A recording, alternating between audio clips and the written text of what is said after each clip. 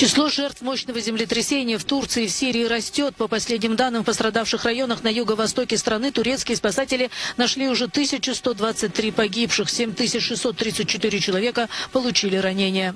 Разрушены 1000 зданий.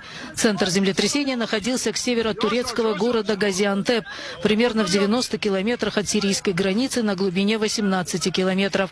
Сильно пострадала старинная крепость Газиантепа, находившаяся под охраной ЮНЕСКО. Президент Реджеп Таyyip Эрдоган заявил, что предложения о помощи поступили примерно из 45 стран. Бедствие затронуло сразу несколько турецких городов, в том числе Диярбакыр, Адану и Малатью.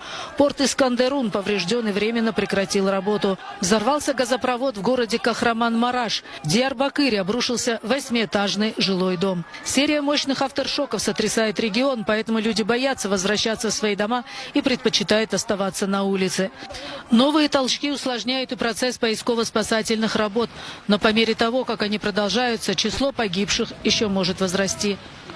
В соседней Сирии число жертв землетрясения достигло 783. 2280 человек получили ранения. Обрушились здания в Алеппо, Хаме и Латакии. Подземные толчки ощутили в Дамаске. На крупнейшем в Сирии нефтеперерабатывающем заводе в городе Банаис повреждено оборудование. Он приостановил работу. Произошла утечка нефтепродуктов. В пострадавших от землетрясения районах Сирии переполнены больницы. Количество жертв исчисляется сотнями.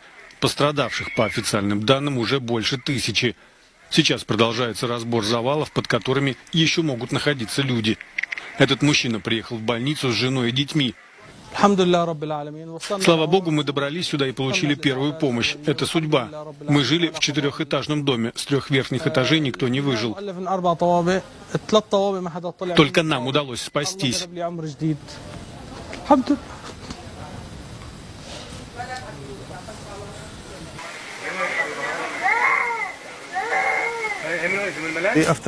После землетрясения к нам стало поступать много пострадавших. Их сотни.